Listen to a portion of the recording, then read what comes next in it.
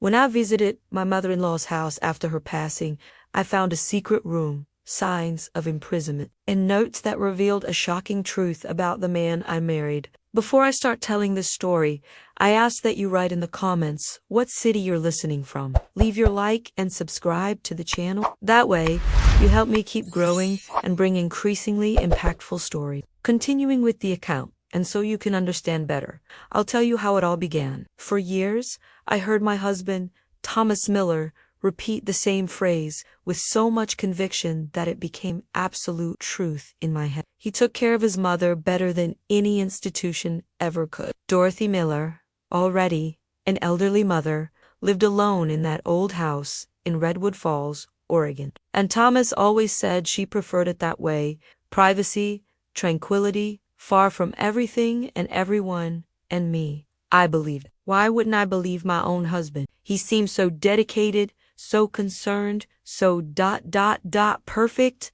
But perfection, as I discovered too late, is sometimes just a well-placed mask. And behind that mask was hidden a real story of horror that I never imagined I'd discover. You know those phrases you hear so many times that they become absolute truth in your head? For me, it was this one: I take care of my mother better than any institution ever could. Thomas said it with such conviction, with that look of a dedicated son, that I never, not even for a second, doubted him. My husband was the type of man everyone admired in Redwood Falls, Oregon: hardworking, respectful, and above all, a son who didn't abandon his elderly mother when she needed him most. Dorothy Miller lived alone in the old family house, a wooden structure with over 50 years of history, and Thomas made a point of repeating that she preferred it that way: privacy, tranquility, far from the city's hustle and bustle. And me? I believed it. Why wouldn't I? Throughout all those years of marriage, I suggested several times that we visit Dorothy more frequently. After all, she was my mother-in-law, and I wanted to have a close relationship with her, you know?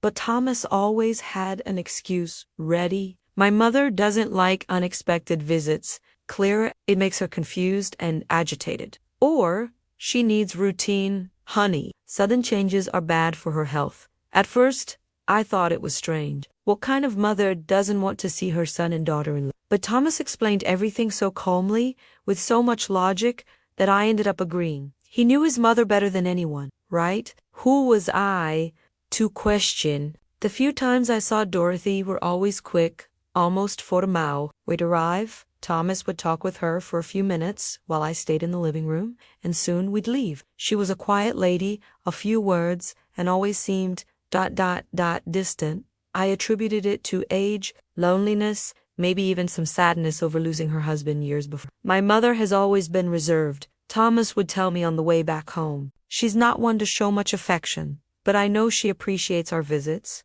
And I believed it, always believed, because trust in your husband is basic, isn't it? At least, that's what I thought back then. Thomas really was the picture of an exemplary son. He paid Dorothy's bills, took care of the house maintenance, bought her groceries, brought medicine when necessary. My mother can't handle these things on her own anymore, he'd explain, with that tone of someone carrying the world on their shoulders but doesn't complain. The neighbors commented on how dedicated he was. Your husband is a rare man, Claire, a church lady told me once. Nowadays, a son who takes care of his mother like that is hard to find. And I'd smile, proud to be married to such a good man, so correct, so different from those ungrateful children we see around, abandoning their parents in nursing homes and never looking back. But you know what's funny? I never went into the whole house. The few times I was there, we only stayed in the living room and kitchen. Thomas said the rest of the house was a mess, that his mother didn't like receiving visitors in the other rooms because she felt embarrassed about the disorganization. She has her pride, Claire. She doesn't want people to see the house like that.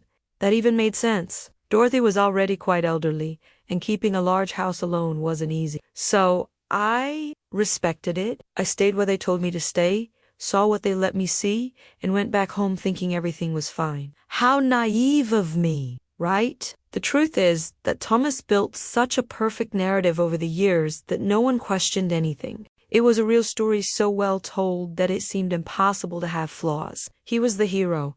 Dorothy was the reclusive elderly mother who needed care. And I was the understanding daughter-in-law, who supported her husband in his mission of filial love. Everyone had their role in this play, and we all performed it perfectly. The problem is, I didn't know I was living in a script written by a liar. I didn't know that every word, every excuse, every "my mother prefers it this way" was part of something much bigger and much darker. There were moments, I confess, when something inside me stirred. Like that time, I suggested taking Dorothy to lunch with us on Sunday, and Thomas became visibly irritated. "She doesn't like leaving the house, Claire? How many times do I need to explain this to you?" The tone was harsher than usual, and I felt bad for suggesting it. Or that afternoon when I mentioned calling Dorothy, just to chat, and he said she didn't answer calls because the phone confused her. "She's from another generation, honey. She prefers personal visits."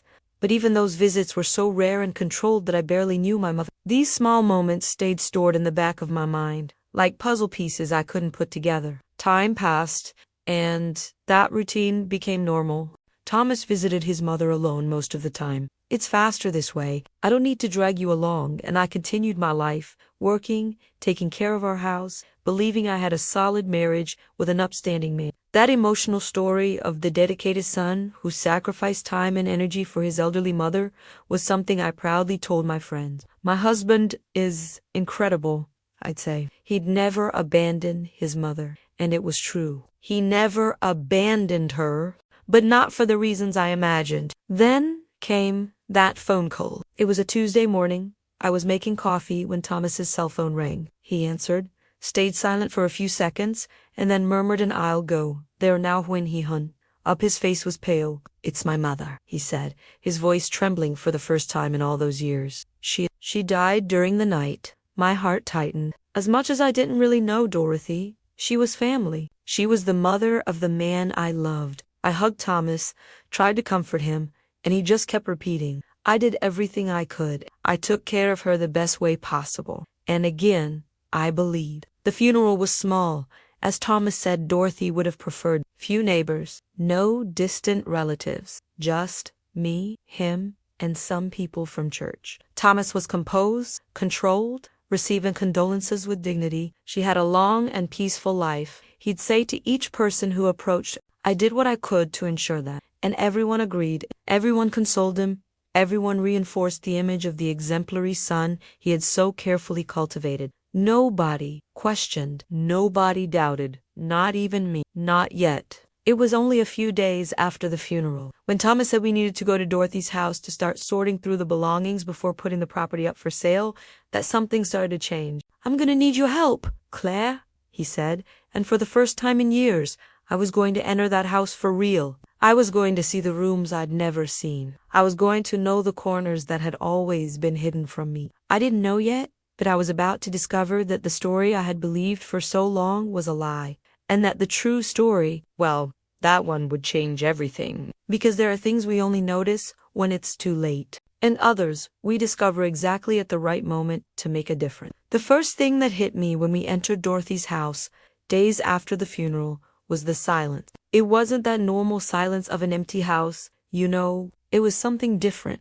heavier, denser, as if the air itself was holding its breath, waiting for something to happen. Thomas opened the front door with the key he always carried in his pocket, that same key he used to take care of everything. And when we crossed the threshold, I felt a chill run up my spine. "Let's start with the living room," he said, without looking me in the eyes. And I followed him, still not understanding why my whole body was on alert.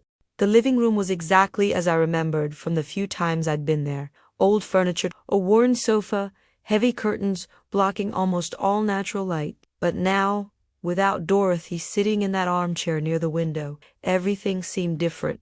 It seemed abandoned. Thomas started opening drawers and cabinets, sorting papers and objects with mechanical efficiency, as if he already knew exactly what to look for and where to find it. I stood there, watching, trying to process that strange feeling that wouldn't leave me alone. It was as if the house was telling me something I still couldn't hear clearly. "Claire, can you start with the kitchen?" Thomas asked, and his voice sounded louder than necessary, breaking that oppressive silence. I agreed and walked there, but with each step, the discomfort increased. The kitchen was small, with old tiles and a sink stained by time. There were dishes in the drainer, clean and dry, as if Dorothy had washed the dishes shortly before dying. I opened the cabinets and found very little. Some cans of soup, cream crackers, tea, nothing fresh, nothing indicating someone cooked there regularly. It was a functional kitchen, but lifeless. Without the spices, without the recipes, without those little things that transform a kitchen into a real kitchen. I closed the cabinet and looked around. That's when I noticed the smell. It wasn't just mold, although there was plenty of that too. It was something indefinable, something that made my stomach turn without me knowing exactly why. It wasn't the smell of death, at least not the way we imagine. It was more subtle. It was the smell of a house that didn't breathe properly, of windows that stayed closed too long, of stagnant air that never circulated. I opened the kitchen window to try to relieve that sensation, and the fresh morning air came in like temporary relief. But even so, that weight continued there, stuck to me. I went back to the living room and found Thomas organizing a pile of documents. "Did you find anything important?" I asked, more to say something than out of real curiosity. He just shook his head. "Just old paperwork. I'll need to take all this to review at home." Then he looked at me, and for the first time that day, our eyes truly met. "Are you okay? You look kinda pale." I forced a smile. It's strange being here without her." He agreed, but soon returned his attention to the papers, and I stood there, feeling that something was wrong, but unable to put my finger on what it was. I decided to explore the house a bit more. After all, Thomas had asked me to help, so I had every right to go beyond the living room and kitchen, right? I walked down the narrow hallway connecting the rooms. The floorboards creaked under my feet, each step echoing in that absurd silence. I passed the bathroom, small, clean, but with almost empty hygiene products. I passed a small room that seemed to be used to store tools and old boxers. And then I reached what must be Dorothy's bedroom. The door was ajar. I pushed it slowly and entered. The bedroom was simple. A single bed with a thin mattress, a dark wood wardrobe, a nightstand with a lamp that probably didn't work anymore. But what caught my attention was the general state of the place. Everything was barely used. The bed was made perfectly, almost without marks that someone had slept there recently. The wardrobe had few clothes, all old and faded. There were no photos on the walls, no personal objects scattered, nothing indicating this was really someone's bedroom. It was more a set than a home. And this perception left me with a lump in my throat. I went back to the hallway and kept walking. The house was bigger than I imagined, with more rooms than the few visits allowed me to know. Some of those rooms were locked, and when I tried to open them, the doors didn't give Thomas. I called, and my voice sounded strange in that space. He appeared in the hallway, looking at me with an expression I couldn't decipher. "What's wrong?" I pointed to one of the doors. "Why are these doors locked?" He shrugged. "My mother kept old things in there. Junk, basically. There's nothing important." But the way he said it, quick and defensive, made me suspicious. For the first time, I wondered, was Thomas hiding something from me? I spent the rest of that afternoon helping to sort objects, packing things in cardboard boxes, trying to ignore that feeling that the house was screaming something at me that I couldn't hear. Thomas spent the whole time controlling what I saw, directing where I should go, what I should do. "Leave that room for later," he'd say. Or, "Don't touch that now, I'll take care of it later." It was as if he was orchestrating everything, making sure I only saw what he wanted me to see. And the more he did that, the more I felt there were secrets in that house. Secrets he desperately wanted to keep buried. When the sun started to set and the natural light began disappearing, the house became even more sinister. Shadows stretched down the hallways, and that silence, which was already oppressive during the day, became almost unbearable. "I think that's enough for today," Thomas announced, closing a box with tape. "We'll come back tomorrow to finish." I agreed, relieved to finally be able to leave. But when we were almost at the front door, when I could already feel the fresh night air calling me, something made me stop. I looked to the back of the hallway, beyond the rooms we had visited, beyond the locked doors. And there, right at the end, almost hidden in the shadows, there was a door. A door I hadn't seen before. My heart raced. Why was that door so far away? Why did it seem different from the others? "Claire, let's go." Thomas called from the front door, his voice carrying an impatience I rarely heard. But I couldn't take my eyes off that door at the back of the hallway. There was something about it, something I needed to see. Something that I was absolutely certain would change everything. Because when you feel a house is hiding secrets, you don't ignore it, go after it. And I was about to discover that some secrets are much worse than anything you could imagine. I couldn't stop thinking about that door. All night long, lying next to Thomas, I kept turning over in my head that image, a door at the end of the hallway, almost hidden, as if someone wanted it to go unnoticed. Why had I never noticed it before? Oh, right, because I'd never gone to the end of the house. Thomas always made sure I stayed only where he wanted. And now I understood that wasn't coincidence. It was control. The next day, when he said he needed to resolve some things at the office before returning to his mother's house, I saw my chance. No problem, I said, feigning natural. I'll go ahead and keep organizing. He hesitated for just 1 second, but then agreed. Okay? But don't mess with the important stuff. Claire, leave the documents to me. As soon as I arrived at Dorothy's house alone, my heart was already racing. I locked the door from the inside. I don't really know why I did that, but something told me I needed privacy for what I was about to do. I walked straight to the hallway, passing the living room, the kitchen, the empty bedroom. My steps echoed in that silence that now didn't scare me as much, but left me on alert. And there it was, the door. Now, in daylight, I could see better. It really was at the end of the house, far from everything, as if they'd tried to hide it from any visitor's eye. The wood was more worn than the other doors, darker, more ... When I got closer, the first thing I noticed was the lock. It wasn't a regular lock, the kind you open from the inside. It was an external lock, the type you can only lock and unlock from the outside. My stomach tightened. Why would someone put a lock like that on an internal door? Why would someone need to lock a room in their own house from the outside? The questions exploded in my head, but I tried to calm down. Maybe it was just a storage room. Maybe Dorothy kept valuable things in there and wanted to make sure they were safe. Maybe, but even those justifications sounded false even to myself. That's when I saw the marks on the wood. Deep scratches on the inside part of the door near the handle. Someone had scratched that door. Not lightly, not accidentally. They were marks of desperation. Nail marks. Marks of someone trying to get out. My breath got stuck in my throat. I ran my fingers over those grooves, feeling the rough texture of the damaged wood, and a wave of nausea hit me. What the hell had happened there? Who had been trapped in that room? And why? My mind was screaming an answer I didn't want to accept, but that was already forming as a terrible certainty. Dorothy, my mother-in-law, had been trapped in that room.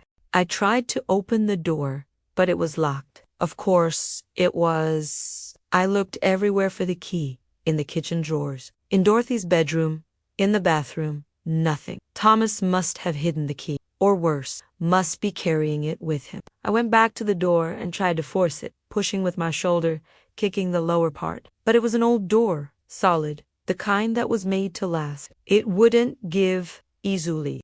I was sweating, my heart beating so hard I could feel the pulse in my ear. I needed to get into that room. I needed to see what was inside. Because now I was certain, whatever Thomas was hiding from me behind that door. I sat on the hallway floor, leaning against the wall, trying to think, why had Thomas never mentioned that room? In all those years, in all those conversations about his mother's house, he never, not even once, talked about a room at the back of the house. It was as if that part simply didn't exist in the mental map he'd created for me. And now I understood. He had erased that room from the narrative on purpose. Because if I knew it existed, I'd ask questions, and questions lead to answers, and answers destroy lies. And my husband, the exemplary son, the man everyone admired, he had built his life on top of a gigantic lie. I got up from the floor and went back to examine the door. There had to be a way to get in. There had to be. I went to the garage, which was at the back of the house, and found some old tools, a hammer, a screwdriver, a rusty crowbar. I'm not exactly an expert at breaking down doors, but desperation teaches you things you didn't know you were capable of. I went back to the hallway, stuck the crowbar between the door and the frame, and started forcing. The wood groaned, creaked, resisted. But I continued. I forced with all the strength I had, ignoring the tears that started rolling down my face, ignoring the fear of what I'd find on the other side. And then, with a loud crack that echoed through the entire house, the lock gave way. The door opened slowly, as if reluctant to reveal its secret. A strong smell hit me immediately, that same indefinable smell I'd felt the day before, but now multiplied by 10. It was mold, dirt, abandonment. It was the smell of a place that hadn't seen light for a long time. I pushed the door completely and took a step inside. The light from the hallway invaded the room, gradually revealing what was hidden there, and what I saw made me fall to my knees. It wasn't a regular room. It wasn't a storage space. It was a cell. A small, claustrophobic space with a window that was sealed with boards, nailed from the inside. There was a narrow bed against the wall with a thin, stained mattress. A small table with deep marks, as if someone had dug their nails there repeatedly. A bucket in the corner, and I don't even want to think about what it was for. The walls had scratches, stains, and on one of them, written with something that looked like faded paint, a single word: help. I stayed there, kneeling on the floor of that horrible room, trying to process what I was seeing. Dorothy didn't live in the entire house. She lived there, in that hole, locked, isolated, alone. And Thomas, my husband, the man I shared a bed with every night, the man I swore I knew. He knew. He always. He had done that. The total humiliation of being kept as a prisoner in her own house by none other than her own son. The real story I thought I knew about this family was a complete farce. And me, I had been blind. I had been complicit without knowing. I had believed every lie. I got up slowly, my legs trembling, and left that room. But I knew I couldn't just close the door and pretend I hadn't seen anything. I couldn't go back to my normal life knowing what my husband was capable of. Because if he did this to his own mother, what else would he be capable of? Who else had he lied to? And the scariest part, did he already know I'd discover this? Was he coming here right now? I needed to find proof. I needed to understand the full extent of that horror. Because now I knew that door that was never opened held not just a secret, but the darkest truth I'd ever imagined discovering. And I was determined to bring that truth to light, even if it destroyed everything I thought I had built. I took a deep breath and forced my feet to move. I needed to go into that room again, needed to look more carefully, needed to understand exactly what had happened there. Every fiber of my body screamed for me to run out of that house, to call the police immediately, but something told me I needed more than just that room. I needed concrete proof. I needed to understand the complete story. So I went back inside, covered my nose with my blouse sleeve to soften that horrible smell, and started observing every detail of that claustrophobic space that had been my mother-in-law's prison. The first thing that really hit me was the size. The room was tiny. You couldn't even call it a room. Actually, it was more a cubicle, a hole with walls. It must have been about 2 meters by 2.5 meters, maybe. Barely fit the narrow bed that was there. There was no closet, no dresser, nothing besides that miserable bed, the scratch table, and that bucket in the corner I tried not to look at directly. How does someone live in a space like this? How does someone breathe? And more importantly, how does the son do this to his own mother? The elderly mother who should have been cared for, protected, loved. I approached the bed and examined the mattress. It was worn, sunken in the middle, with yellowish stains denouncing years of use without changes or proper cleaning. There were no clean sheets, just a thin, worn blanket thrown carelessly. I ran my hand over the surface and felt the rough texture of deteriorated fabric. Dorothy slept there, night after night, year after year. While Thomas returned to our comfortable house, with our king-size bed and our soft pillows, his mother rotted in that hole. And me? I slept peacefully, believing my husband was a hero. The irony was so cruel, I could almost laugh. I looked at the windows, or rather, at what should be a window. It was completely sealed with wooden boards nailed from the inside. From the inside. Do you understand what that means? It means someone nailed those boards, knowing the person on the inside wouldn't be able to remove them. It was to ensure no light came in, that nobody from outside saw what was happening in there, that Dorothy stayed completely isolated from the world. I tried to imagine what it was like waking up every day in that darkness, not knowing if it was day or night, without seeing the sun, without feeling fresh air, without hope of escaping. My stomach turned again, and this time I needed to quickly leave to breathe in the hallway before After a few minutes trying to compose myself, I went back. I had to finish. I had to see everything. I approached the small table beside the bed and ran my fingers over the deep marks in the wood. They were grooves made with nails. You could perfectly see the pattern, nails driven into the surface with such force they'd left permanent furrows. Dorothy had done that. In moments of desperation, unbearable loneliness, impotent rage, she'd taken it out on the only thing within reach. I closed my eyes and could almost hear her, almost feel what she had felt, the desperation, the abandonment, the total humiliation of being treated worse than an animal by her own son. I opened the table drawer without much expectation of finding anything relevant, but then my heart almost stopped. Inside the drawer, carefully hidden under an old cloth,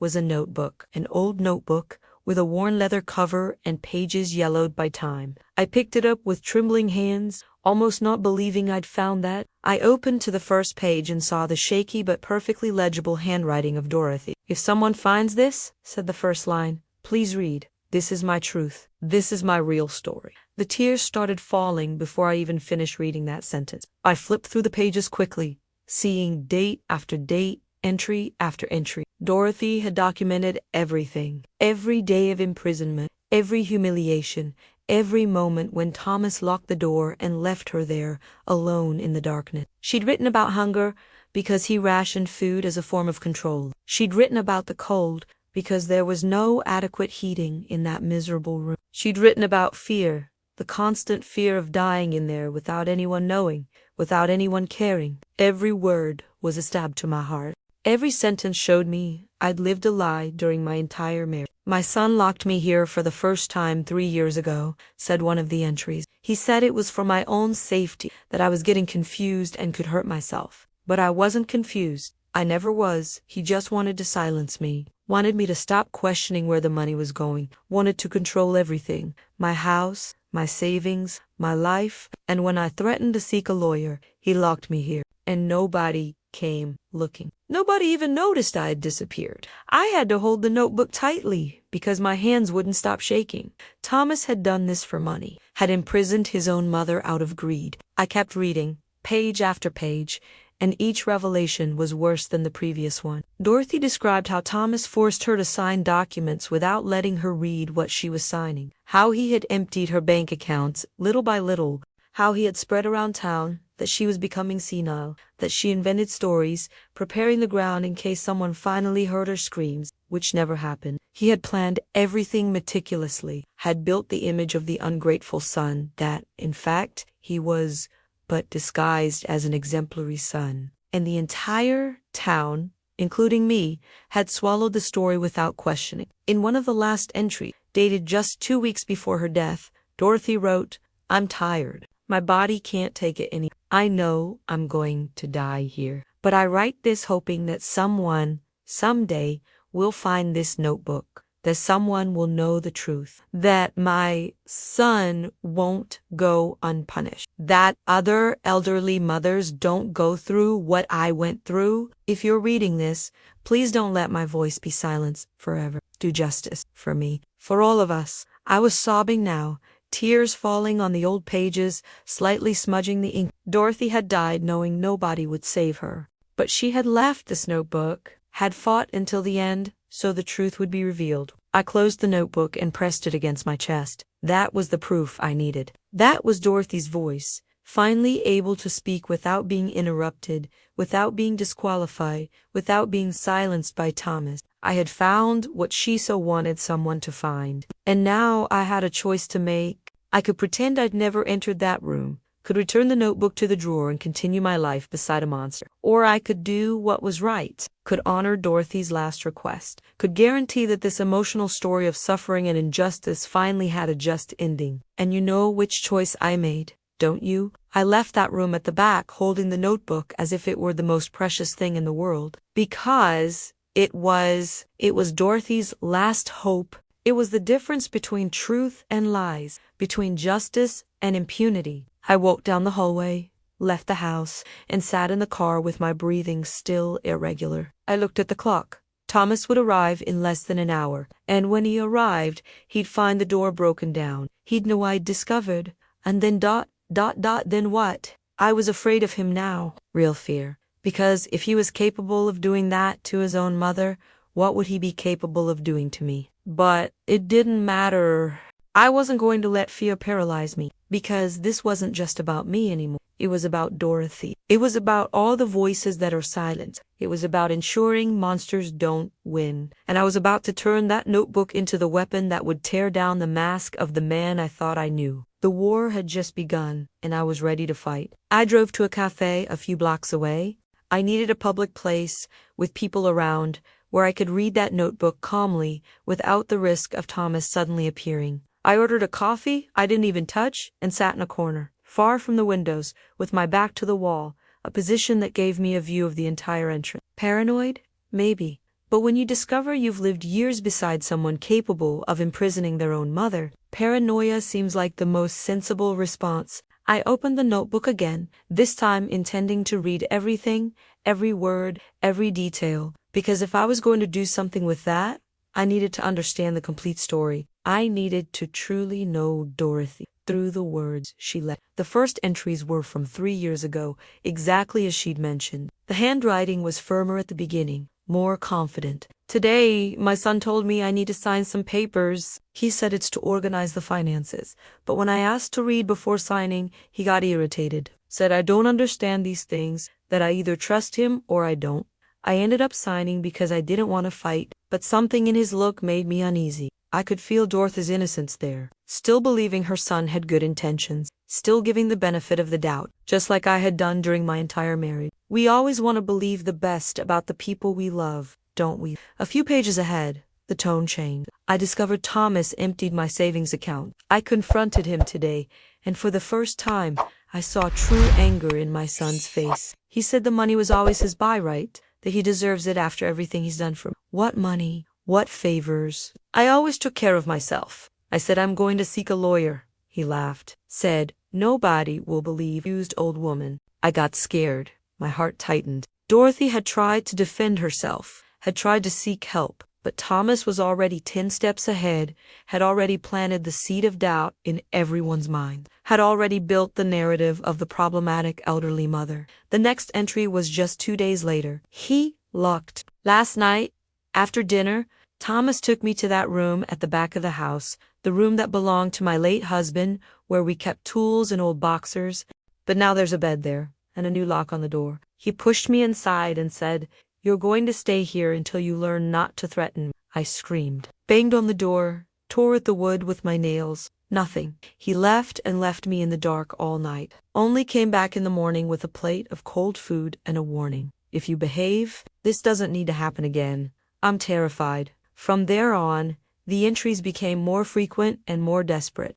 Dorothy documented every time she was locked up, every time she went hungry, every time she begged for mercy and was ignored. I've lost count of the days. He lets me out sometimes, but only when he's sure there's nobody around. Takes me to the bathroom, gives me food, and then locks me up again. Said if I try to scream or call attention, it'll be worse for me. And I believe him. My own son became my jailer. How did we get to this point? I had to pause reading from time to time because tears blurred my vision. Every word was a stab, every sentence a testimony of unimaginable cruelty. In a particularly distressing entry, Dorothy wrote, "Today makes a week since he hasn't appeared. I don't know if he forgot about me or if he's punishing me. The food ran out 3 days ago. The water he left in a bottle is almost gone. I'm so afraid of dying here, alone, without anyone knowing. I think about my daughter-in-law, Claire. She seems like a good girl. Does she know what her husband does? Is she also his victim?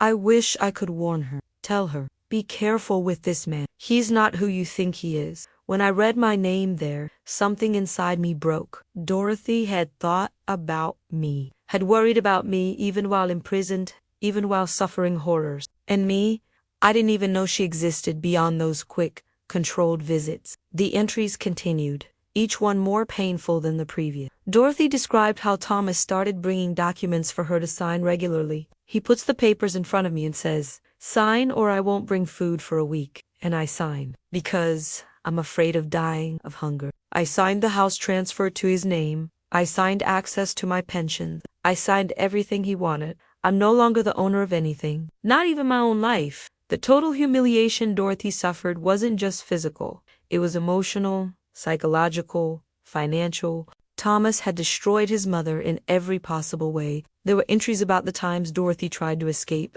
Today, when he opened the door to take me to the bathroom, I tried to run. I managed to reach the living room before he caught me. He dragged me back by my hair, screaming that I'm an ungrateful old woman, that I should be grateful. He doesn't throw me in a nursing home. But this is worse than any nursing home, isn't it? At least in a nursing home, I'd have dignity. Here, I'm nothing. My hand was shaking so much I could barely hold the notebook. How does someone do this? How does a son treat his own mother like trash? And how did the entire town, including me, not notice anything? Near the end of the notebook, the entries became more spaced out and the handwriting shakier. Dorothy was getting weaker, sicker. My body is giving up. I have constant pain, a cough that won't go away, fever that comes and goes. Thomas knows I'm sick, but doesn't bring medicine. I think he's waiting for nature to solve his problem. And maybe it's better this way. Better to die than continue living like this. But before I go,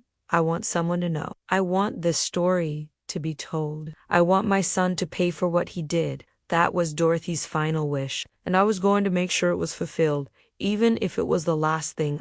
The last entry was just 10 days before her death. The handwriting was almost illegible, the lines crooked. I don't have strength to write much anymore, but I need to record. Today, he brought a woman to the living room. I heard voices. She asked about. He said I was sleeping, that I don't like visits. I tried to scream, but my voice didn't come out. I tried to bang on the door, but didn't have strength. She left without knowing I was here, just a few meters from her. I died a little in that moment. The hope of being rescued died. Now I just wait for the end, and I hope these words survive. That someone, someday, finds this notebook and knows the truth about Thomas Miller, about the ungrateful son who destroyed his own mother for money. I closed the notebook and stayed there, sitting in the middle of that busy cafe with people talking and laughing around, completely oblivious to the horror I'd just read. How does the world keep spinning normally while things like this happen? How had I been so blind? I looked at my phone and saw 3 missed calls from Thomas, 3 messages. Where are you? Claire, answer me. I'm arriving at my mother's house now. My stomach froze. He must have already seen the broken door. Must already know I discovered. And now, what would he do? Would he try to convince me everything had an explanation? Would he try to threaten me like he'd threatened Dorothy? But then I looked at that notebook in front of me, at those words written with blood, sweat, and tears of a woman who only wanted justice, and I knew exactly what to do. This wasn't just about me and Thomas anymore. It wasn't about saving my marriage or trying to understand how I'd married a monster. It was about honoring Dorothy. It was about ensuring her voice, which had been silenced for so long, was finally heard. It was about transforming that suffering into justice. And I wasn't going to stop until that happened. Because some real stories need to be told, no matter how painful they are. And this was one of them. Sitting in that cafe with Dorothy's notebook in my hand, I started connecting the dots. You know, when you look back and suddenly everything makes sense, all those strange situations I'd ignored, all those excuses I'd swallowed without questioning, all those moments when something inside me screamed there was something wrong, but I chose not to listen. Now, with the truth laid bare in front of me, every piece of the puzzle fit perfectly. And the final image was horrible. Thomas wasn't the dedicated son everyone thought. He was a manipulator, an abuser, a criminal. And I had slept beside him all those nights without having the slightest idea. I started mentally reviewing every conversation we had about Dorothy over the years. My mother doesn't like visits, he'd say. Of course, she didn't like them because she was locked in a room unable to receive anyone. She gets confused with changes in routine, he'd explain. Confused? No. She was terrified, desperate, trying to maintain some control over an impossible situation. Visits make her agitated. He'd insist whenever I suggested going to see her. Agitated because she saw that as a chance to ask for help, to cry for rescue, and Thomas couldn't allow that to happen. Every lie had been carefully planned to keep me away from the truth, and it had worked perfectly. And the excessive control over document. What I thought was just a responsible son, taking care of his elderly mother's finances. It was theft, pure and simple theft. Thomas had assumed total control of Dorothy's money, the savings of a lifetime, the pension, the value of the house, everything. And when she tried to question, when she threatened to seek a lawyer, he locked her up, turned resistance into imprisonment, turned questioning into punishment. And the entire town applauded while this happened, thinking he was an example of a dedicated son. The irony was so bitter I wanted to scream. I thought about all the times Thomas spoke for Dorothy. Every time she opened her mouth and he interrupted her. My mother didn't mean that. She's confusing things. Let me explain better. Now I understood. He was silencing her in front of everyone, publicly establishing that her voice had no value, preparing the ground so that, if she managed to speak with someone, nobody would believe her. It was genius in a perverse way. Thomas had created such a solid narrative that even if Dorothy screamed the truth from the top of her lungs, people would say, "Ah, poor thing. She's having one of her episodes again. How lucky to have such a patient son." And those quick visits we made, now everything made sense. Thomas timed everything. We'd arrive, stay 10, 15 minutes, maximum. Always in the living room or kitchen, always with him controlling the conversation, and then we'd leave. He never let me be alone with Dorothy. Never. If I tried to start a conversation with her, he'd divert my attention, or simply say it was time to go. And me? I thought he was being protective, that he didn't want to tire his mother with long visits. But the truth was, he was afraid. Afraid Dorothy would manage to pass me a message. Afraid I'd start asking questions. Afraid the farce would crumble. I remembered that time, months ago, when I suggested Dorothy come have lunch with us at Christmas. Thomas's reaction was disproportionate. He practically yelled at me, saying I didn't understand anything about his mother's condition, that this type of suggestion was irresponsible. I was hurt, felt stupid for suggesting it. I apologized. I spent Christmas feeling guilty for wanting to include my mother-in-law in the festivities. And now I understood. Thomas couldn't let Dorothy leave that house. Couldn't risk her talking with other people, someone noticing something strange, the truth coming out. The locked room was the center of the lie. That's where he kept her when he wanted to ensure total control. That's where he hid her from the world. I also thought about the documents Thomas always brought home. Just some papers from my mother's house. He'd say casually, "Bills, those things." I never questioned. Why would I? Husbands and wives trust each other, right? But now I wondered, how many of those documents were property transfer? How many were powers of attorney giving him total power over Dorothy's life? How many were signed under coercion, with her locked in that hole, dying of hunger, having no choice but to obey? And I'd seen those papers pass through our house, our table, our life, without ever suspecting anything. The guilt started consuming me. How did I not notice? How did I, who lived with this man, who shared life with him, not see the sign? But then I remembered Dorothy's words in the notebook. Is she also his victim? And I realized that yes, in a way I was. Not in the same way as Dorothy, obviously. I wasn't locked in a room, but I was trapped in a web of lies so well woven, it was impossible to see through it. Thomas was a master manipulator. He knew exactly what to say, how to act, what image to project. He had convinced me so completely that I became a defender of him, someone who validated his narrative without realizing it. But guilt didn't matter now. What mattered was what I was going to do from that moment, and the decision was made. I wasn't going to protect Thomas, wasn't going to keep the secret, wasn't going to let Dorothy's death pass as just another natural tragedy of an elderly lady who finally rested. Because that's not what happened. Dorothy was murdered. Maybe not with a weapon or poison, but murdered all the same. Murdered by abandonment, by cruelty, by the imprisonment that destroyed her body and soul little by little. And the murderer was the man I called husband. The ungrateful son who chose money over love, greed over compassion. I looked at my phone again. More messages from Thomas. Now he was getting desperate. "Claire, where the hell are you? We need to talk now. Did you go into the room at the back?" That last message gave me chills. He knew I'd discovered, and was trying to do damage control. I imagined what he'd say when he saw me. Imagined the excuses he must already be rehearsing in his head. "You don't understand? It was to protect her. I was going to explain everything at the right time. Lies, more lies, always lies. But this chimney, they weren't going to work, because I had the notebook, had Dorothy's own words, had the truth. I paid for the coffee I hadn't even touched and left the establishment. The sun was starting to set, coloring the Redwood Falls sky with shades of orange and red. A beautiful afternoon. A normal afternoon for most people passing by me on the street. But for me, that afternoon marked the end of one life and the beginning of another. The end of naive Claire, who believed in fairy tales and in people's goodness. In the beginning of Claire, who knew evil exists, that sometimes it sleeps in your bed and smiles at your breakfast. Claire, who wasn't going to let it go. Claire, who was going to fight. Because this real story couldn't end with Thomas victorious and Dorothy Fagati. Not while I still had air in my lungs and that notebook in my hand. The farce of the good son was about to be exposed, and I would be the person to tear that mask and show the monster behind it.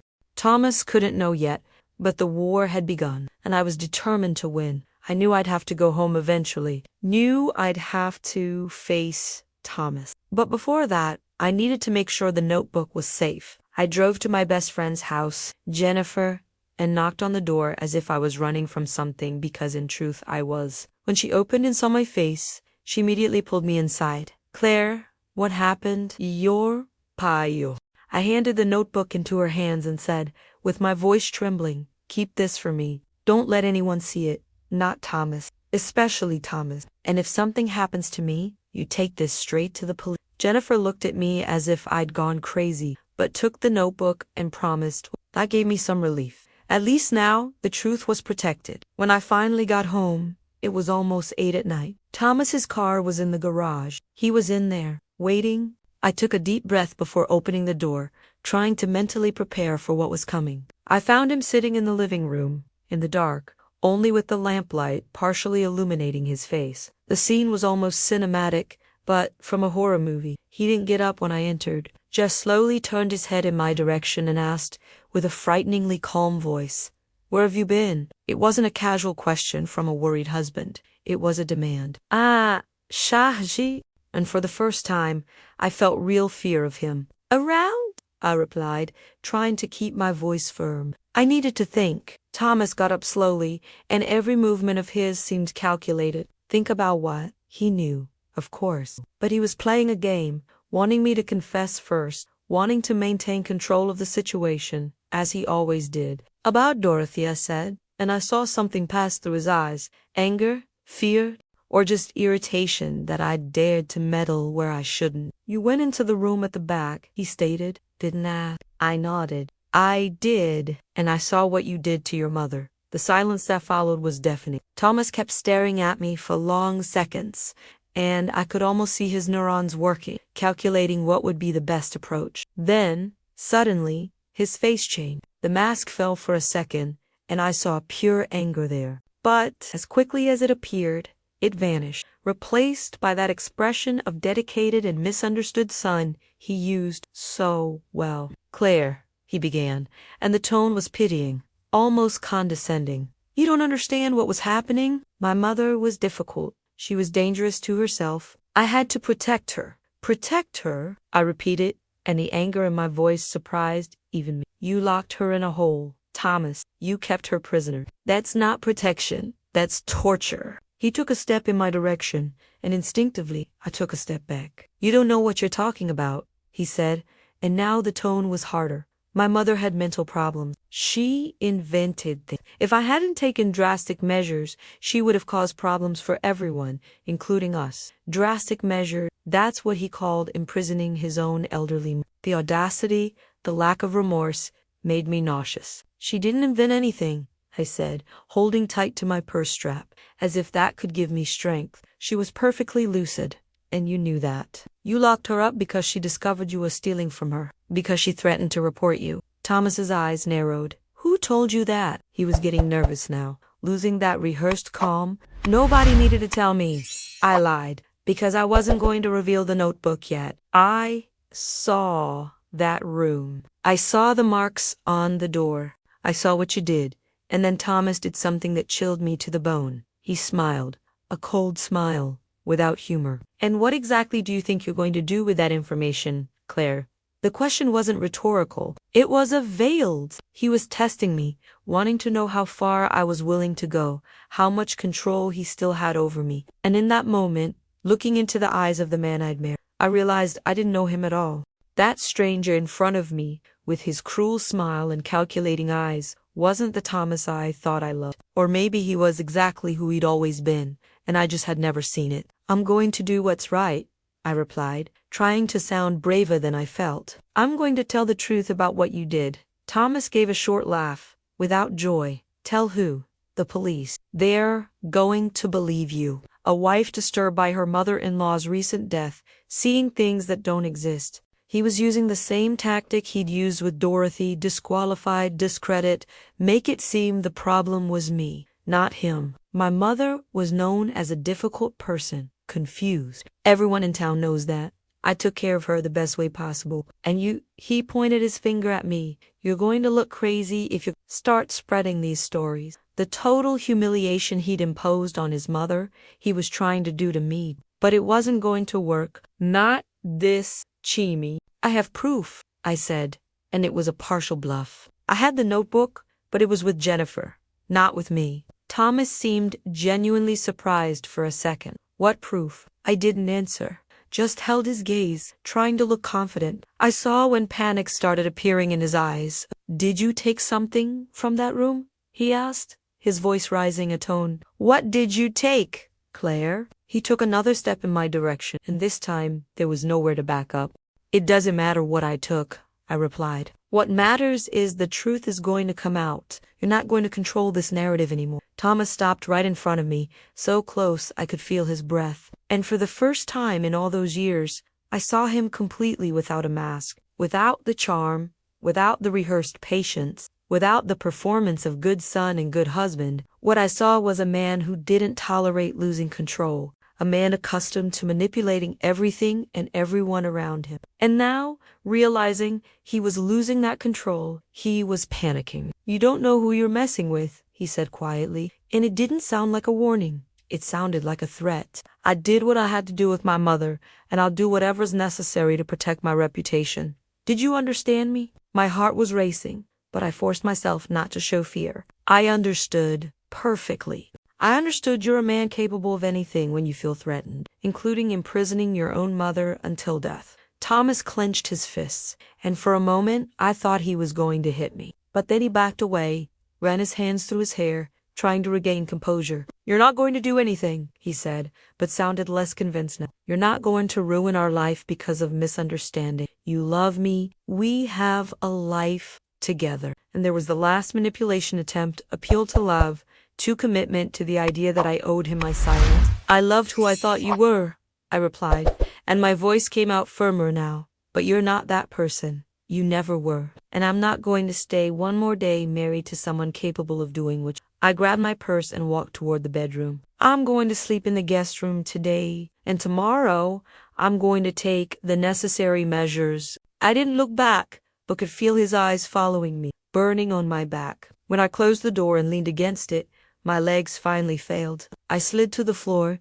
shaking, processing what had just happened. Thomas had shown who he really was. The ungrateful son, the lying husband, the unscrupulous man. And now he knew I knew I had proof. Knew I wasn't just going to accept and move on. The question was, what was he going to do about it? I slept badly that night, or rather, barely slept. Every noise in the house left me on alert, wondering if he was going to try to do something. But when the sun rose and I left the room, Thomas had already gone. There was a note in the kitchen. Had to leave early. We'll talk later.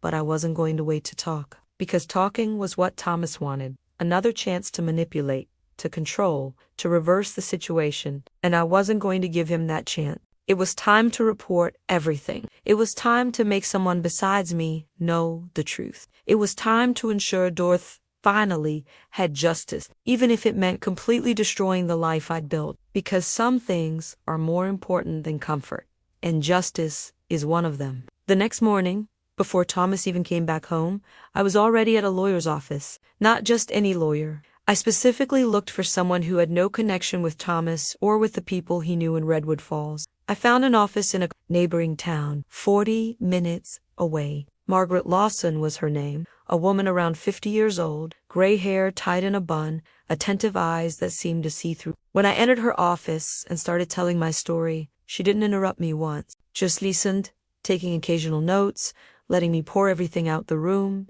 the marks, Dorothy's notebook, Thomas's lies, everything. When I finished, Margaret stayed silent for a few seconds, processing what she'd heard. Then she leaned forward and said, "Claire, what you're describing to me isn't just abuse or neglect, it's false imprisonment. It's financial abuse of an elderly person, possibly even involuntary manslaughter, depending on how we investigate the circumstances of Dorothy's death." Hearing that out loud, said by a professional, made everything seem even more real.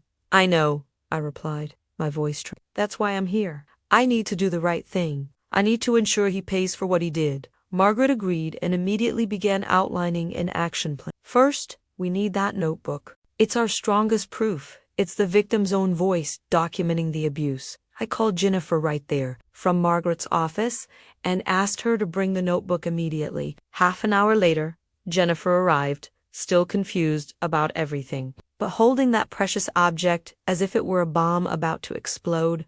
Margaret put on gloves before taking it to preserve evidence. She explained and began photographing every page, creating digital copies of everything before storing the original in the office safe. "Now it's safe," she assured, "and we're going to use this to build a solid case against your husband." The next step was harder, going back to Dorothy's house to document the room. Margaret insisted on going along, accompanied by a private investigator and a forensic photographer who worked with her office. "We need impeccable visual evidence, photos from all angles, measurements of the space, analysis of the marks on the door, everything." I went back to that house for the third time in a few days, but this time I wasn't alone. This time, I had people on my side who believed me, who saw the horror for what it really was. When Margaret entered that room and saw with her own eyes, her face hardened. "My God," she murmured, "how does someone do this to their own mother?" We spent hours documenting everything. The investigator took hundreds of photos of the marks on the door, the miserable bed, the sealed window, the bucket in the corner, the stains on the walls. He measured the room's dimensions, collected samples of fibers and hair, examined the lock that only opened from the outside. Every detail was meticulously recorded. Margaret found more things I hadn't seen the first time, scratches on the floor near the door, as if Dorothy had tried to dig an exit, and mold marks on the walls indicating chronic lack of ventilation. This environment was inadequate for any human being to live in, Margaret commented while noting everything. "This is clearly an improvised cell." While we were there, my cell phone wouldn't stop ringing. Thomas, call after call, message after message. "Where are you? Claire, we need to talk. Are you at my mother's house? What are you doing?" I ignored them all. I didn't owe him anything. Didn't owe explanations. Didn't owe satisfaction. The only thing I owed was to Dorothy justice. Margaret noticed my discomfort and suggested, "You should consider a temporary restraining order. Your husband is clearly trying to intimidate you, and we don't know how far he's capable of going to protect his." I agreed. At that point, I didn't trust Thomas even to be in the same room as him. With all the documentation in hand, Margaret contacted the police, but not the local police in Redwood Falls. She knew that in a small town, Thomas probably had connections, knew people, had built his reputation as an exemplary citizen. She went straight to the State Department, presenting the case as a possible serious crime involving elder abuse. The response came quickly. 2 detectives were assigned to the case, and in less than 24 hours, they were at Dorothy's house, seeing the room, reading copies of the notebook entries, hearing my story and Margaret's analysis. "This is serious," one of the detectives said, his face stern. "Very serious."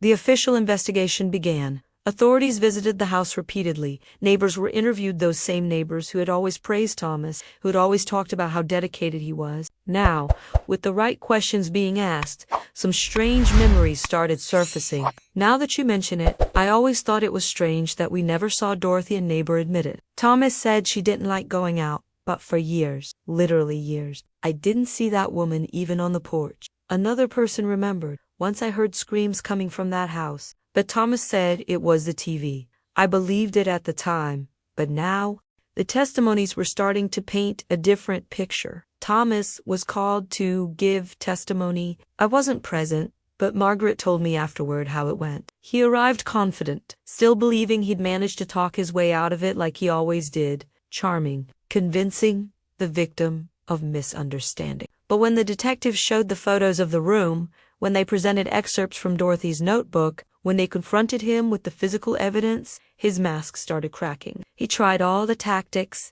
denial that room was used for storage, minimization, my mother stayed there voluntarily sometimes, victimization, I did the best I could. She was impossible to deal with. Nothing worked. The proof was too solid. Thomas's panic was almost palpable now. He started making desperate calls to lawyers, to influential friends, trying to find someone who could make it disappear.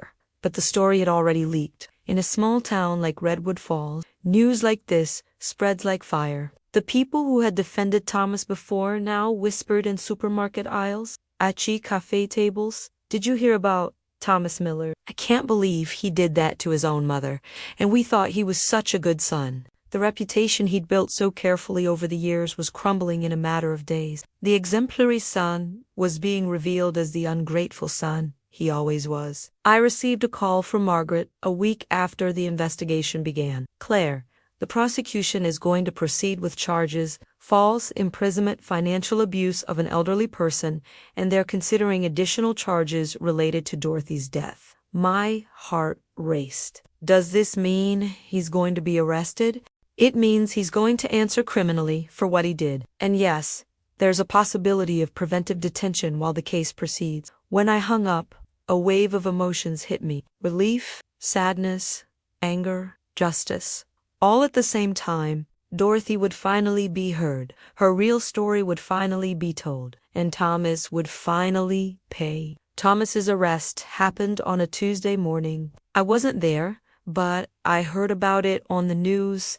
The entire town was shocked to see that man, whom everyone admired, being taken away in handcuffs. The cameras captured the moment Thomas, head down, trying to hide his face, being placed in the police car. The local newspaper headline was, "Son accused of keeping elderly mother in false imprisonment for years." The emotional story Thomas had invented about being the dedicated caregiver was replaced by the brutal truth of what he really was. And the town, which had been a silent accomplice by believing his lies, now needed to face the role it had played in not questioning, not seeing, not noticing. As for me, I started the divorce process immediately. There was no going back. No possible fix. The man I'd married never existed. He was just a persona, a mask hiding a monster, and I wasn't going to waste one more day of my life beside him. Margaret helped me with that too, ensuring I had no legal responsibility for Thomas's crimes, that my assets were protected. "You did the right thing," she told me more than once. Many people would have chosen silence, would have protected their husband. But you chose justice. You chose to honor Dorothy. And she was right, because in the end, this was about Dorothy. It always was. And finally, after years silenced, locked up, erased, her voice was echoing, and the whole world was listening. The following months were an emotional roller coaster. Thomas's case became a headline not just in Redwood Falls, but throughout the state of Oregon. The media grabbed the story and wouldn't let go. Son keeps elderly mother prisoner for years. Horror hidden in peaceful notebook reveals years of silent torture. Reporters tried to interview me dozens of times, but Margaret advised me not to speak publicly until the trial was over. "Let the evidence speak for you," she said. And the evidence spoke loudly. Dorothy's notebook, the photos of the room, the financial documents showing fraudulent transfers, the neighbors' testimonies, everything built a devastating case against Thomas. The trial was scheduled for 6 months after his arrest. Those were the 6 longest months of my life. I'd moved to a small apartment in another town, needed to start from scratch. I lost friends, some who didn't believe Thomas was capable of that, others who blamed me for destroying his life. There were even those who said I was making everything up out of revenge, that I'd forged the notebook, that the room was just a misinterpreted storage space. Those people hurt me deep. But But most of the people who really mattered stayed by my side. Jennifer never abandoned me. Margaret became more than a lawyer. She became a friend. And little by little, I found strength I didn't even know I had. When the trial day finally arrived, I was prepared. Or at least I thought I was. Nothing really prepares you to sit in a courtroom in technical and cold details. All the horrors someone you loved committed. The prosecution presented the case methodically. They showed photos of the room, and I saw several jury members cover their mouths in shock. They read excerpts from Dorsey's notebook, and I saw tears streaming down the faces of people who didn't even know her. They presented forensic analysts, showing the room didn't have adequate ventilation, that conditions were unsanitary, that no human being should live that way. Each piece of evidence was a hammer blow to Thomas's defense. Thomas's defense tried everything. They tried to discredit the notebook, suggesting Dorothy could have written that in moments of mental confusion, but the graphological and psychiatric analysis of the writings showed consistent lucidity. They tried to argue Thomas was just trying to protect his mother who had problems, but the financial documents proved he'd stolen hundreds of thousands of dollars from her.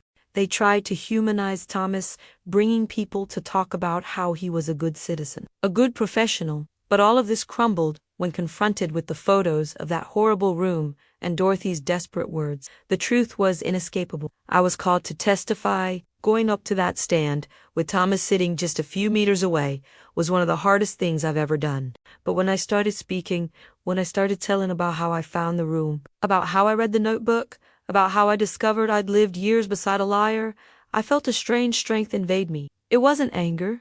It wasn't revenge. It was justice. It was the certainty I was doing what Dorothy would have wanted. The defense attorney tried to intimidate me during cross-examination, tried to make it seem I had personal motives to invent everything. But Margaret had prepared me well. I answered each question calmly, with facts, with truth. The most impactful moment of the trial was when the prosecution played a recording, an audio recording they'd found on Thomas's old cell phone, forgotten in a drawer at Dorothy's house. It was an accidental recording, apparently made when he put the phone in his pocket without turning it off, and it captured a conversation of his with Dorothy. We heard her weak voice begging, "Please, son, let me out. I'm cold. I'm hungry. Please." And then Thomas's voice, hard and cruel, "You're going to stay there until you learn to respect me, until you accept that I know what's best. And if you keep complaining, I won't bring food for a week." The silence in the courtroom was absolute. Even the judge seemed shaken. Thomas didn't testify in his own defense. His lawyers probably thought it would be worse, that he'd be destroyed in cross-examination. But his silence spoke for itself. He sat there, day after day, watching his life be dismantled piece by piece, evidence by evidence. And contrary to what I expected, he didn't show remorse, didn't cry, didn't apologize, didn't show regret, just a kind of contained anger, as if he still believed he was the victim of all that he was being unfairly persecuted. That showed me I'd made the right decision. This man had no salvation, had no redemption, didn't deserve forgiveness. After 3 weeks of trial, the case went to the jury. Deliberations lasted 2 days, 2 agonizing days, when I couldn't eat, couldn't sleep, just waited. Margaret tried to reassure me. The case is solid, clear, the evidence is irrefutable, but I couldn't avoid the fear that, somehow, Thomas would escape, that his smooth talk, his charm, his manipulation capacity would work one more time. Then came the news. The jury had reached a verdict. We returned to the courtroom, my heart beating so hard I thought it would come out of my chest. The judge asked the jury spokesperson to stand. In the cases of false imprisonment, financial abuse of an elderly person, and involuntary manslaughter, what is the verdict? And then, the words I'd been waiting so long to hear, guilty, on all charges. The courtroom exploded in whispers. Thomas closed his eyes, finally showing some emotion, but it wasn't remorse. It was defeat. The mask had fallen completely, and everyone saw what I'd seen that night at home. A man who only cared about control, about power, about himself. The sentence came a few weeks later. The judge had no mercy. "Mr. Miller," he said, looking directly at Thomas, "you committed heinous crimes against a vulnerable person, your own mother, a woman who trusted you, who raised you, who deserved love and care in old age. Instead, you kept her prisoner, robbed her, tortured her psychologically and physically. It's one of the cruelest forms of betrayal this court has ever seen. 25 years in prison, without possibility of parole before serving at least 15. When the sentence was announced, I felt as if a gigantic weight had been lifted from my shoulders. Dorothea Justice. Finally, it didn't change what had happened to her, didn't bring her back, didn't erase years of suffering, but it meant she'd been heard, that her voice had mattered, that the monster who destroyed her was paying for what he did. I left the courtroom that day and, for the first time in months, I could truly breathe. Margaret hugged me on the steps. "You did it," she said. "You honored Dorothy. You ensured she didn't die in vain." And I knew it was true. The following days were strange. After months living with the trial's tension, suddenly everything was over. Thomas was in prison. The divorce was finalized. Dorothy's house would be sold and the money he'd stolen from her was recovered and donated to elderly protection institutions. As I thought she would have wanted, I started receiving messages from people who'd followed the case, from daughters and sons who'd seen similar signs in their own families and were now investigating, from organizations working against elder abuse asking me to share the story to educate others. And I realized Dorothy's story had a bigger purpose. It could save other lives. I visited Dorothy's grave for the first time since the funeral. I brought flowers, daisies, because I'd read in her notebook they were her favorites. I stayed there, kneeling on the grass, and talked to her as if she could hear. "I did what you asked," I said. "I told your story. I didn't let your voice be silent. Thomas is paying for what he did. And I'm going to ensure other elderly mothers don't go through what you went through. I promise." The wind blew at that moment, swaying the trees around the cemetery, and I swear I felt like it was a response, as if Dorothy was thanking me, as if, finally, she could rest in peace. The total humiliation Dorothy suffered at the hands of her own ungrateful son had become a real story of justice, an emotional story that proved that, even when everything seems lost, even when monsters seem invincible, truth can prevail. It wasn't easy, it wasn't fast, and it had an enormous cost for me. I lost my marriage, lost friends, lost the life I knew, but I don't regret anything, because some battles are worth fighting, and this was one of them. Dorothy couldn't escape from that room, couldn't escape from the nightmare her own son created for her, but through the notebook she left, through the courage she had to document her pain, she managed to do something Thomas never imagined. She managed to get revenge, she managed to ensure he'd pay, and that, in the end, was the only thing that really mattered: justice. Finally, after so much suffering, Dorothy had justice, and nobody could ever take that from her again. 6 months after the trial, I was sitting in a cafe in a completely different town. I'd moved to Portland, needed a true fresh start, far from Redwood Falls and all the memories that place carried. Life was different now. I was different. I was no longer naive Claire who believed in fairy tales and in people without questioning. I was someone stronger, more aware, more real. I'd gotten a new job, a small but cozy apartment, and little by little I was rebuilding my life. It wasn't easy. There were days when the weight of everything that had happened crushed me, but there were other days, increasingly frequent, when I could breathe deeply and feel I'd be okay. The phone rang. It was a message from a nonprofit organization that worked with elderly protection. They'd contacted me a few weeks ago, asking if I'd be willing to share Dorothy's story publicly, as a way to educate other people about the signs of abuse. I'd hesitated at first. The idea of reliving all that, of exposing my life like that, scared me. But then I thought, Dorothy had the courage to write that notebook knowing it might never be. I could have the courage to tell her story knowing someone would listen. I replied to the message, "Yes, I'm ready to speak." And it was true. I was ready. The first talk I gave was at an event about elderly rights.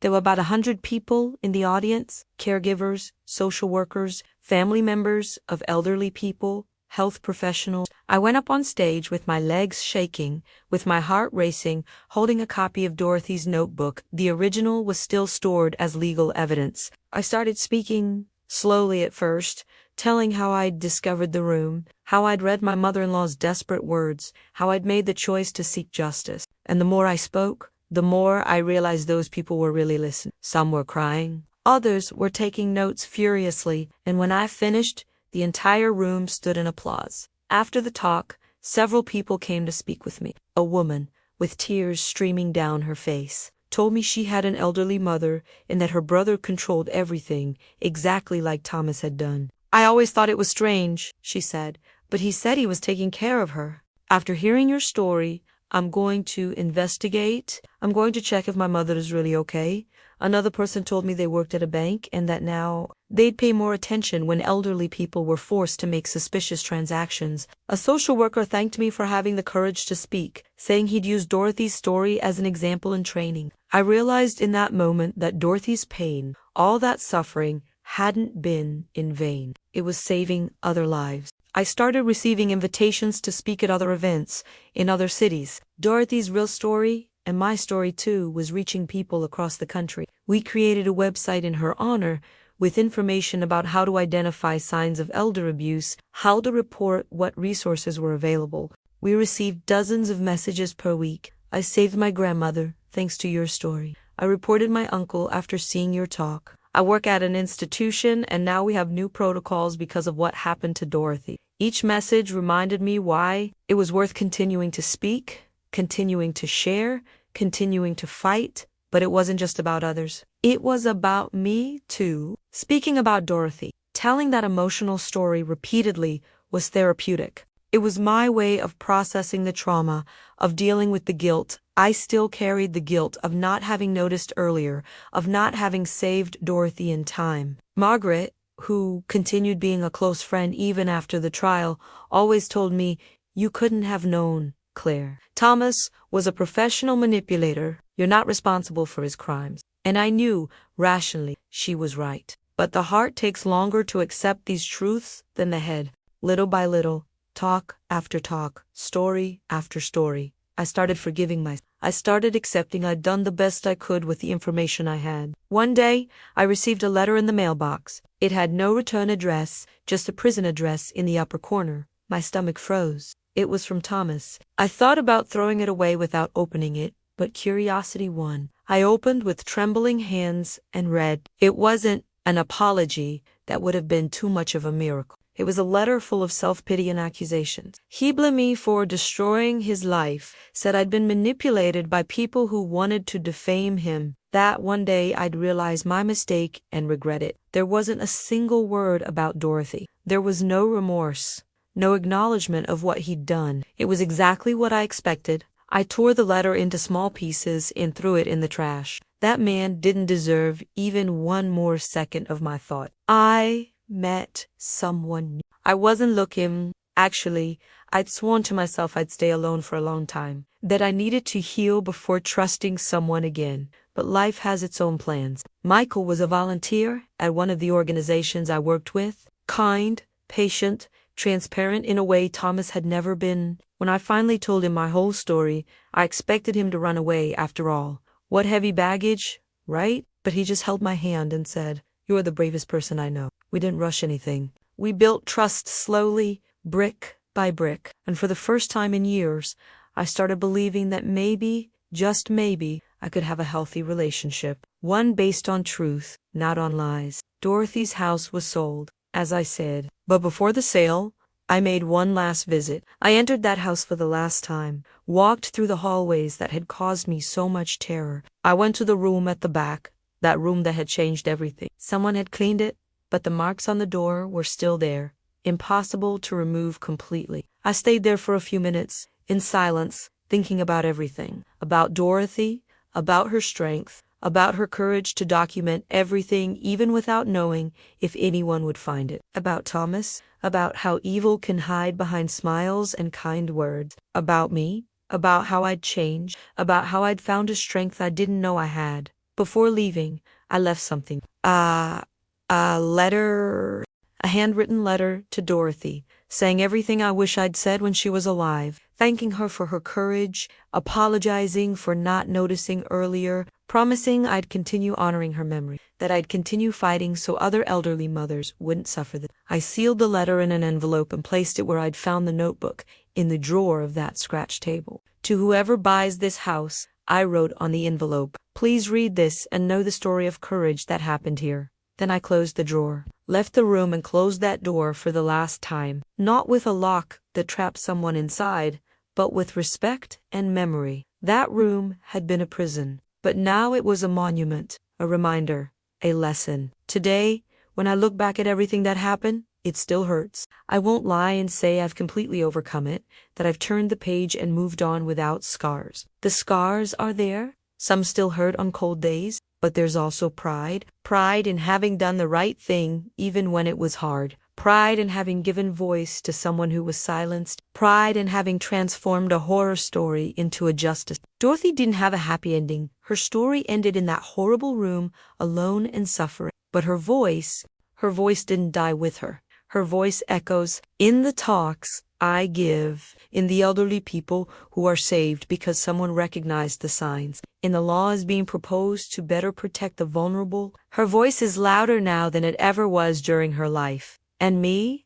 I'm the woman who opened the door. Not just the physical door of that room, but the door of truth, the door of justice, the door of a new beginning. Opening that door completely changed my life. It destroyed what I thought I had, but gave me something much more valuable, purpose. I know now why I'm here. I know what my mission is. It's to tell stories that need to be told. It's to fight for people who can't fight for themselves. It's to ensure the total humiliation Dorothy suffered serves as a warning, as a lesson, as motivation for change. Sometimes, opening a door changes everything. And I wouldn't close that door even if I could go back in time, because on the other side of that door was the truth. And the truth, no matter how painful, is always worth it. Always. Dorothy, wherever you are, I hope you know your story was told, your voice was heard, and you weren't forgotten. You never will be. Sometimes we wake up and realize we've lived years beside a stranger, that we trusted the wrong person, that we closed our eyes to signs that were there, screaming to be seen. Dorothy deserved love, care, dignity. Instead, she was betrayed in the worst possible way by her own son. But her voice didn't die in that room. It echoes, and it'll continue echoing as long as there are people willing to listen, to believe, to fight for justice. And have you gone through something similar? Have you ever suspected someone close was hiding something terrible? Have you ever had to make the difficult decision between protecting someone you love or doing what's right? Tell me here in the comments. Your story can help another person going through the same situation. Now, what would you do if you were in my place? Would you have the courage to open that door? If this story touched your heart, if it made you reflect on your own relationships and the importance of protecting those who can't protect themselves, subscribe to the channel and turn on the notification bell so you don't miss other emotional stories that bring life lessons. And make us reflect on our own choices and relationships. Because sometimes, a real story like this can change the way we see the world. And maybe, just maybe, it can save a life. Until the next story,